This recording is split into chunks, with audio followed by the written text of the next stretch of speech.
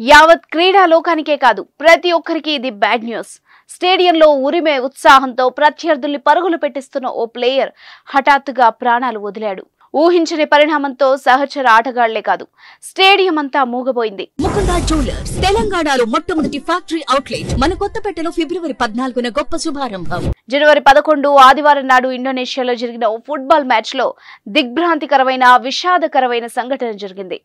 Match జరుగుతున్న సమయంలో ground లో పిడుగుపాటు సంభవించింది. అది సరిగ్గా ఓ ఫుట్బాల్ ఆటగాడిపై పడింది. ఆ ప్లేయర్ అక్కడికక్కడే ప్రాణాలు వదిలాడు.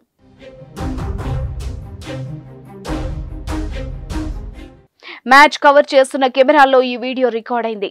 సోషల్ మీడియాలో వైరల్ గా మారిన ఆ వీడియోలో ఫుట్బాల్ ఆటగాడు మైదానంలో సాధారణంగా నడుచుకుంటూ బంతి తన వైపుకు వెళ్లే వరకు ఎదురు చూస్తుండగా ఒక్కసారిగా పిడుగు అతనిపై పడింది. వెంటనే ఆటగాడు మైదానంలో కుప్పకూలిపోయాడు.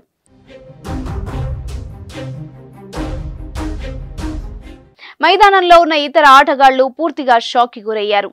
ప్లేయర్ ను వెంటనే హాస్పిటల్ తరలించారు. అయితే అప్పటికే అతను మృతి చెందాడు. ఈ విషయం తెలుసుకున్న క్రీడాభిమానులు దిగ్భ్రాంతి చెందారు.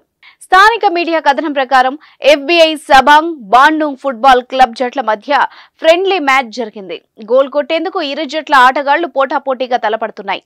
ఆ సమయంలో సబాంగ్ ఆటగాడిపై పిడుగు పడింది. చనిపోయిన ఆటగాడి వయస్సు 34 సంవత్సరాలని తెలుస్తోంది. విధి ఆడిన వింత నాటకంలో ఈ రకంగా ప్రాణాలు వదలడం ప్రతి ఒక్కరిని కదిలిస్తోంది.